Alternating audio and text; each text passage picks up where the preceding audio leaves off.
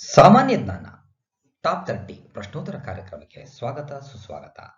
ಈ ಒಂದು ಎಪಿಸೋಡ್ ಅನ್ನು ಸಂಪೂರ್ಣವಾಗಿ ನೋಡಿ. ಇಷ್ಟವಾದಲ್ಲಿ ಲೈಕ್ ಮಾಡಿ, ಶೇರ್ ಮಾಡಿ, ಕಮೆಂಟ್ ಮಾಡಿ. ಇಲ್ಲಿ ಕೊಟ್ಟಿರುವಂತಹ ಪ್ರತಿಯೊಂದು ಪ್ರಶ್ನೆನೂ ಕೂಡ ಮುಂದೆ ಬರುವಂತಹ ಯಾವುದೇ ರೀತಿಯ ಸ್ಪರ್ಧಾತ್ಮಕ ಪರೀಕ್ಷೆಗಳಾಗಿರ್ಬೋದು, ಅಂದ್ರೆ FDA, SDA, ಪೊಲೀಸ್ ನೇಮಕಾತಿಗಳು, KPSC ಗ್ರೂಪ್ ಸಿ ಹುದ್ದೆಗಳು, ಶಿಕ್ಷಕರ ನೇಮಕಾತಿ ಎಲ್ಲವೂ ಕೂಡ ಅತಿ ಉಪಯುಕ್ತಕರವಾಗಿರುತ್ತೆ. All the best. A, B ಮತ್ತು ಸಿ ಸಹೋದರಿಯರಾಗಿದ್ದಾರೆ. ಡಿಯು ಇಗೆ ಸಹೋದರನಾಗಿದ್ದಾನೆ ಹಾಗೂ ಇಯು ಬಿಗೆ ಮಗಳಾಗಿದ್ದಾಳೆ. ಹಾಗಿದ್ದ ಪರಿಸ್ಥಿತಿಯಲ್ಲಿ ಎ ಮತ್ತು ಡಿ ನಡುವಿನ ಸಂಬಂಧ ಏನು? ಸ್ವಲ್ಪ ಯೋಚನೆ ಮಾಡಬೇಕಾಗತ್ತೆ. ಎ ಮತ್ತು ಡಿ ನ ಸಂಬಂಧ ಚಿಕ್ಕಮ್ಮ ಅಥವಾ ದೊಡ್ಡಮ್ಮ ಆಗುತ್ತೆ. 4 is the right answer. ಮೂತ್ರಪಿಂಡದ ಅತ್ಯಂತ ಚಿಕ್ಕದಾದ ಕ್ರಿಯಾತ್ಮಕ ಹಾಗೂ ಉಪಯುಕ್ತ ಅಂಗ ಯಾವುದು? ನೆಫ್ರಾನ್. ಮೂತ್ರಪಿಂಡದ ಅತ್ಯಂತ ಚಿಕ್ಕದಾದ ಕ್ರಿಯಾತ್ಮಕ ಹಾಗೂ ಉಪಯುಕ್ತ ಅಂಗ ನೆಫ್ರಾನ್. ನೆಫ್ರಾನ್ನಲ್ಲಿ ಈ ರಕ್ತದ ಶುದ್ಧೀಕರಣ ನಡೆಯುತ್ತೆ. ಇಲ್ಲಿರುವಂತಹ ರಕ್ತದಲ್ಲಿರುವಂತಹ ತ್ಯಾಜ್ಯ ಪದಾರ್ಥಗಳು, ಹೆಚ್ಚಿನ ನೀರು ಎಲ್ಲವೂ ಕೂಡ ಹೊರಟೋಗುತ್ತೆ.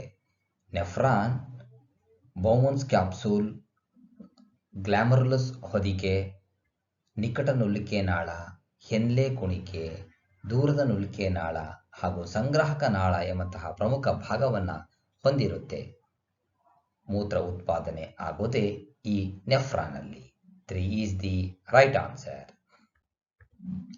ಇರುವೆಗಳು ಮನುಷ್ಯನನ್ನ ಕಚ್ಚಿದಾಗ ಯಾವ ರಾಸಾಯನಿಕ ವಸ್ತು ಮನುಷ್ಯನ ದೇಹ ಸೇರಿ ಉರಿ ಉಂಟು ಮಾಡುತ್ತದೆ? ಫಾರ್ಮಿಕ್ ಆಮ್ಲ. ಇರುವೆಗಳು ಮನುಷ್ಯನನ್ನು ಕಚ್ಚಿದಾಗ ಬಿಡುಗಡೆಯಾಗುವ ರಾಸಾಯನಿಕ ವಸ್ತು ಫಾರ್ಮಿಕ್ ಆಮ್ಲ. 2 is the right answer. ಯಾವ ಅಲ್ಕಲಾಯ್ಡ್ ಅನ್ನು ಮಲೇರಿಯಾ ನಿರೋಧಕವಾಗಿ ಬಳಸುತ್ತಾರೆ? ಕ್ವಿನೈನ್. ಕ್ವಿನೈನ್ ಆಲ್ಕಲಾಯ್ಡ್ ಅನ್ನು ಮಲೇರಿಯಾ ನಿರೋಧಕವಾಗಿ ಬಳಸುವರು. 4 is the right answer. ಮೆದುಳು 3 ಪದರಗಳಿಂದ ಆವೃತವಾಗಿದೆ. ಅವುಗಳಲ್ಲಿ ಮಧ್ಯದ ಪದರ ಅರಕ್ನಾಯ್ಡ್. ಡ್ಯೂರಾಮೇಟರ್, ಅರಕ್ನಾಯ್ಡ್ ಮತ್ತು ಪಯಾಮೇಟರ್ ಮೆದುಳಿನ 3 ಹೊದಿಕೆಗಳು. ಈ ಹೊದಿಕೆಗಳ ನಡುವೆ ಹರಿಯುವಂತಹ ದ್ರವವನ್ನ ಸೆರೆಬ್ರೋಸ್ಟೈನಲ್ ದ್ರವ ಅಂತ ಹೇಳಿ ಕರಿತೀವಿ. ಈ ಹೊದಿಕೆಯನ್ನ ಮೆನಂಜಸ್ ಅಂತಲೂ ಕೂಡ ಕರೀತಾರೆ. 3 is the right answer. Beriberi ರೋಗವು ಯಾವ ವಿಟಮಿನ್ನ ಕೊರತೆಯಿಂದ ಬರುತ್ತದೆ? Vitamin B. ವಿಟಮಿನ್ ಬಿ ಯ ಕೊರತೆಯಿಂದ ಬೆರಿಬೆರಿ ರೋಗ ಬರುತ್ತೆ. ವಿಟಮಿನ್ ಎ ಯ ಕೊರತೆಯಿಂದ ಇರುಳು ಗುರುಡುತನ, ವಿಟಮಿನ್ ಸಿ ಕೊರತೆಯಿಂದ ಸ್ಕರ್ವಿ, ವಿಟಮಿನ್ ಇ ಕೊರತೆಯಿಂದ ಬಂಜೆತನ ಉಂಟಾಗುತ್ತೆ. 2 is the right answer. LPG ಅನಿಲ ಒಳಗೊಂಡಿರುವ ಮೂಲವಸ್ತು? ಬ್ಯೂಟೇನ್. ಬ್ಯೂಟೇನ್ ನ ಅಣುಸೂತ್ರ C4H10. ಲಿಕ್ವಿಡ್ ಪೆಟ್ರೋಲಿಯಂ ಗ್ಯಾಸ್ ಇದು LPGಯ ವಿಸ್ತೃತ ರೂಪ. 4 is the right answer. ಯಾವ ಆಮ್ಲದ ಇರುವಿಕೆಯಿಂದ ಮೊಸರು ಹುಳಿಯಾಗುತ್ತದೆ? ಲ್ಯಾಕ್ಟಿಕ್ ಆಮ್ಲ. ಮೊಸರಿನಲ್ಲಿ ಲ್ಯಾಕ್ಟಿಕ್ ಆಮ್ಲವಿದೆ. ಲ್ಯಾಕ್ಟೋಬ್ಯಾಸಿಲಸ್ ಎಂಬಂತಹ ಬ್ಯಾಕ್ಟೀರಿಯಾ ಲ್ಯಾಕ್ಟೋಸ್ ಸಕ್ಕರೆಯನ್ನ ಲ್ಯಾಕ್ಟಿಕ್ ಆಮ್ಲವಾಗಿ ಪರಿವರ್ತನೆ ಮಾಡುತ್ತೆ. ಯಾವಾಗ? ಹಾಲಿಗೆ ನಾವು ಹೆಪ್ಪನ್ನು ಹಾಕಿದಾಗ. 1 is the right answer. ವಿದ್ಯುತ್ ದೀಪಗಳಲ್ಲಿ ತುಂಬಿರುವ ಅನಿಲ? ಆರ್ಗಾನ್. ಆರ್ಗಾನ್ ವಿದ್ಯುತ್ ದೀಪಗಳಲ್ಲಿ ತುಂಬಿರುವ ಅನಿಲ. ಕಾರಣ ಇದು ಜಡ ಅನಿಲ. 3 is the right answer. ಬೆಂಕಿಯನ್ನು ನಂದಿಸಲು ಬಳಸುವ ಅನಿಲ ಯಾವುದು? Carbon dioxide. ಕಾರ್ಬನ್ ಡೈಆಕ್ಸೈಡ್ ಅನ್ನ ಬೆಂಕಿಯನ್ನು ನಂದಿಸಲಿಕ್ಕೆ ಬಳಸ್ತಾರೆ. ಯಾಕೆಂದ್ರೆ ಇದಕ್ಕೆ ಬೆಂಕಿಯನ್ನು ನಂದಿಸುವ ಗುಣ ಇದೆ. 1 is the right answer. ಆಮ್ಲ ಮಳೆಯು ಬೆಳೆಗಳಿಗೆ, ಕಟ್ಟಡಗಳಿಗೆ ಮತ್ತು ಮಣ್ಣಿಗೆ ಹಾನಿಕಾರಕವಾಗಿದೆ. ಇದರಿಂದ ತಾಜ್ ಮಹಲ್ ಕಟ್ಟಡವು ವರ್ಷಗಳು ಕಳೆದಂತೆ ಮೂಲ ಬಣ್ಣವನ್ನು ಕಳೆದುಕೊಳ್ಳುತ್ತಿದೆ. ಆಮ್ಲ ಮಳೆಗೆ ಮೂಲ ಕಾರಣ? ವಾಹನದಲ್ಲಿ ಇಂಧನ ಉರಿದಾಗ ಬಿಡುಗಡೆಯಾಗುವ ಸಲ್ಫರ್ ಮತ್ತು ಕಾರ್ಬನ್ ಡೈಆಕ್ಸೈಡ್ಗಳು ಮಳೆ ನೀರಿನಲ್ಲಿ ಬೆರೆಯುತ್ತವೆ. ಇದರ ಜೊತೆಗೆ ನೈಟ್ರೋಜನ್ ಆಕ್ಸೈಡ್ಗಳು ಕೂಡ ಮಳೆ ನೀರಿನ ಜೊತೆಗೆ ಬೆರೆತು ಸಲ್ಫ್ಯೂರಿಕ್ ಆಮ್ಲ, ನೈಟ್ರಿಕ್ ಆಮ್ಲ ಮತ್ತು ಕಾರ್ಬಾನಿಕ್ ಆಮ್ಲವಾಗುತ್ತೆ. ಇದೇ ಆಮ್ಲ ಮಳೆಗೆ ಮೂಲ ಕಾರಣವಾಗಿದೆ. 1 is the right answer. ಗಾಂಧೀಜಿಯವರು ನೀಲಿ ಬೆಳೆಗಾರರಿಗೋಸ್ಕರ ತಮ್ಮ ಪ್ರಥಮ ಸತ್ಯಾಗ್ರಹವನ್ನು ಎಲ್ಲಿ ಕೈಗೊಂಡರು? ಚಂಪಾರಣ್ಯ. ನೀಲಿ ಬೆಳೆಗಾರರಿಗೋಸ್ಕರ ಗಾಂಧೀಜಿಯವರು ಚಂಪಾರಣ್ಯದಲ್ಲಿ ಸತ್ಯಾಗ್ರಹವನ್ನ ಮೊಟ್ಟಮೊದಲು ಕೈಗೊಂಡರು. 1 ಈಸ್ ದಿ ರೈಟ್ ಆನ್ಸರ್. ಕರ್ನಾಟಕದ ಈ ಕೆಳಗಿನ ಯಾವ ಪಟ್ಟಣವು ವಿಜಯನಗರ ಸಾಮ್ರಾಜ್ಯದ ರಾಜಧಾನಿಯಾಗಿತ್ತು? ಹಂಪಿ. ಕರ್ನಾಟಕದ ಹಂಪಿ ಪಟ್ಟಣವು ವಿಜಯನಗರ ಸಾಮ್ರಾಜ್ಯದ ರಾಜಧಾನಿ ಆಗಿತ್ತು. 1 ಈಸ್ ದಿ ರೈಟ್ ಆನ್ಸರ್. ಈ ಕೆಳಗಿನವುಗಳಲ್ಲಿ ಕರ್ನಾಟಕದ ಯಾವ ಗ್ರಾಮವನ್ನು ದಕ್ಷಿಣ ಭಾರತದ ಜಲಿಯನ್ ವಾಲಾಬಾಗ್ ಎಂದು ಕರೆಯಲಾಗಿದೆ? ವಿಧುರಾಶ್ವತ. ವಿಧುರಾಶ್ವತವನ್ನು ಕರ್ನಾಟಕದ ದಕ್ಷಿಣ ಭಾರತದ ಜಲಿಯನ್ ವಾಲಾಬಾಗ್ ಎನ್ನುವರು. 2 is the right answer. Tipu ಸುಲ್ತಾನನು ಯಾವ ಆಂಗ್ಲೋ ಮೈಸೂರು ಯುದ್ಧದಲ್ಲಿ ಹೋರಾಡುತ್ತಲೇ ಮರಣ ಹೊಂದಿದನು? 4ನೇ ಆಂಗ್ಲೋ ಮೈಸೂರು ಯುದ್ಧ. ಟಿಪ್ಪು ಸುಲ್ತಾನನು 4ನೇ ಆಂಗ್ಲೋ ಮೈಸೂರು ಯುದ್ಧದಲ್ಲಿ ಮರಣ ಹೊಂದಿದನು. 3 ಈಸ್ ದಿ ರೈಟ್ ಆನ್ಸರ್. ರಾಜ್ಯಾಂಗದಲ್ಲಿ ಮೂಲಭೂತ ಕರ್ತವ್ಯಗಳನ್ನು ಯಾವ ತಿದ್ದುಪಡಿಯ ಮೂಲಕ ಸೇರ್ಪಡೆ ಮಾಡಲಾಗಿದೆ? 42ನೇ ತಿದ್ದುಪಡಿ. ರಾಜ್ಯಾಂಗದಲ್ಲಿ 42ನೇ ತಿದ್ದುಪಡಿಯ ಮೂಲಕ ಮೂಲಭೂತ ಕರ್ತವ್ಯಗಳನ್ನು ಸೇರ್ಪಡೆ ಮಾಡಲಾಗಿದೆ. 1 ಈಸ್ ದಿ ರೈಟ್ ಆನ್ಸರ್. ಚುನಾವಣೆಯಲ್ಲಿ ಒಬ್ಬ ವ್ಯಕ್ತಿಯು ಎಷ್ಟು ಕ್ಷೇತ್ರದಿಂದ ಸ್ಪರ್ಧಿಸಬಾರದು?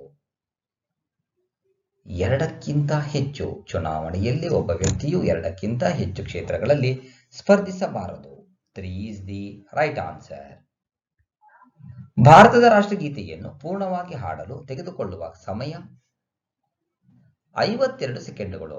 ಭಾರತದ ರಾಷ್ಟ್ರಗೀತೆಯನ್ನು 52 ಸೆಕೆಂಡುಗಳಲ್ಲಿ ಪೂರ್ಣವಾಗಿ ಹಾಡಲಾಗುತ್ತದೆ.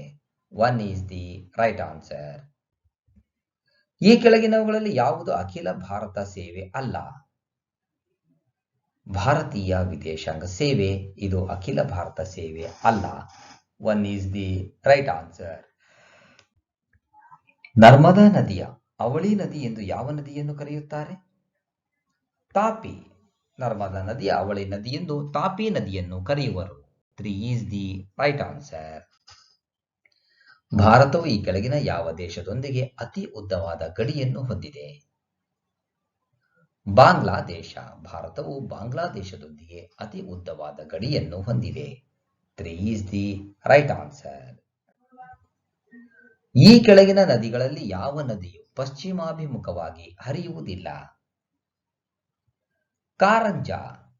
ಕಾಳಿ, ಶರಾವತಿ, ಅಘನಾಶಿನಿ ಪಶ್ಚಿಮಾಭಿಮುಖವಾಗಿ ಹರಿದರೆ ಕಾರಂಜ ಪಶ್ಚಿಮಾಭಿಮುಖವಾಗಿ ಹರಿಯುವುದಿಲ್ಲ.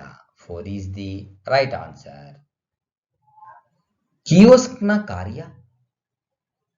ಸಾರ್ವಜನಿಕರಿಗೆ ಉಪಯುಕ್ತಕರವಾದ ಮಾಹಿತಿ ಮತ್ತು ಸೇವೆಗಳನ್ನು ನೀಡುವುದು ಕಿಯೋಸ್ಕ್ನ ಕಾರ್ಯ. 2 ಈಸ್ ದಿ ರೈಟ್ ಆನ್ಸರ್. ಕೆಳಗಿನವುಗಳಲ್ಲಿ ಯಾವುದು ಡಿಜಿಟಲ್ ಸಂದೇಶದ ಅತಿ ಹೆಚ್ಚು ಸಂವಹನ ವೇಗವಾಗಿರುತ್ತದೆ? GBPS, gigabytes per second. ಇದು ಡಿಜಿಟಲ್ ಸಂದೇಶದ ಅತಿ ಹೆಚ್ಚು ಸಂವಹನ ವೇಗ. 2 ಈಸ್ ದಿ ರೈಟ್ ಆನ್ಸರ್. ಕೆಳಗಿನವುಗಳಲ್ಲಿ ಯಾವುದು ಒಂದು ಆಪರೇಟಿಂಗ್ ಸಿಸ್ಟಮ್ ಆಗಿರುತ್ತದೆ? ಕೊಟ್ಟಿರುವ ಆಯ್ಕೆಗಳಲ್ಲಿ ಲಿನೆಕ್ಸ್ ಒಂದು operating system. Windows, Linux, Ubuntu ಇವೆಲ್ಲ OS ಆಗಿವೆ. 4 is the right answer. Word processing, spreadsheet ಮತ್ತು ಫೋಟೋ ಎಡಿಟಿಂಗ್ ಇವು ಯಾವುದರ ಉದಾಹರಣೆ? Application software. ಇವೆಲ್ಲವೂ ಕೂಡ ಅಪ್ಲಿಕೇಶನ್ ಸಾಫ್ಟ್ವೇರ್ಗಳು. 3 ಈಸ್ ದಿ ರೈಟ್ ಆನ್ಸರ್. ದೊಡ್ಡ ವ್ಯಾಪಾರ ವಹಿವಾಟುಗಳ ವ್ಯಾಪಾರ ಪ್ರವೃತ್ತಿಯನ್ನು ಅಧ್ಯಯನ ಮಾಡಲು ಡ್ಯಾಶ್ ಪ್ರಕ್ರಿಯೆಯನ್ನು ಉಪಯೋಗಿಸುತ್ತಾರೆ? Data mining. ದೊಡ್ಡ ವ್ಯಾಪಾರ ವಹಿವಾಟುಗಳ ವ್ಯಾಪಾರ ಪ್ರವೃತ್ತಿಯನ್ನು ಅಧ್ಯಯನ ಮಾಡಲು ಡಾಟಾ ಮೈನಿಂಗ್ ಪ್ರಕ್ರಿಯೆಯನ್ನು ಉಪಯೋಗಿಸುವರು. 2 ಈಸ್ ದಿ ರೈಟ್ ಆನ್ಸರ್. ಶಬ್ದದ ವೇಗವು ಈ ಕೆಳಗಿನವುಗಳಲ್ಲಿ ಯಾವುದರಲ್ಲಿ ಹೆಚ್ಚು? ಗಾಜು. ಶಬ್ದ ಪ್ರಸಾರಕ್ಕೆ ಮಾಧ್ಯಮ ಅವಶ್ಯಕ. ಘನ, ದ್ರವ, ಅನಿಲ ಯಾವ್ದು ಬೇಕಾದ್ರೂ ಆಗಿರ್ಬೋದು. ಇವುಗಳಲ್ಲಿ ಘನ ಮಾಧ್ಯಮದಲ್ಲಿ ಶಬ್ದದ ಪ್ರಸಾರ ಹೆಚ್ಚು. 3 ಈಸ್ ದಿ ರೈಟ್ ಆನ್ಸರ್. ಒಬ್ಬ ವ್ಯಕ್ತಿಯು 10 ಮೀಟರ್ಗಳಿಗಿಂತ ಹೆಚ್ಚು ದೂರದಲ್ಲಿರುವ ವಸ್ತುಗಳನ್ನು ನೋಡಲು ಸಾಧ್ಯವಾಗದ ಕಣ್ಣಿನ ದೋಷದ ಹೆಸರೇನು? ಸಮೀಪ ದೃಷ್ಟಿ. ಅದನ್ನು ಸಮೀಪ ದೃಷ್ಟಿ ಅಂತೇಳಿ ಕರಿತೀವಿ. 1 ಈಸ್ ದಿ ರೈಟ್ ಆನ್ಸರ್. ಭೂಮಿಯ ಗುರುತ್ವಾಕರ್ಷಣೆಯಿಂದ ಒಂದು ರಾಕೆಟ್ ತಪ್ಪಿಸಿಕೊಳ್ಳಲು ಬೇಕಾದ ಕನಿಷ್ಠ ವೇಗ 11 ಕಿಲೋಮೀಟರ್ ಪರ್ ಸೆಕೆಂಡ್. ಸರಿಯಾಗಿ ಹೇಳಬೇಕು ಅಂದರೆ 11.2 ಕಿಲೋಮೀಟರ್ ಪರ್ ಸೆಕೆಂಡ್. ಇದನ್ನು ನಾವು ವಿಮೋಚನಾ ವೇಗ ಅಂತೇಳಿ ಕರಿತೀವಿ. ಸಂಪೂರ್ಣವಾಗಿ ಈ ವಿಡಿಯೋ ನೋಡಿದ್ದಕ್ಕೆ ಮತ್ತೊಮ್ಮೆ ನಿಮಗೆ ಹೃತ್ಪೂರ್ವಕವಾಗಿರುವಂತಹ ಧನ್ಯವಾದಗಳು. All the best. Thank you.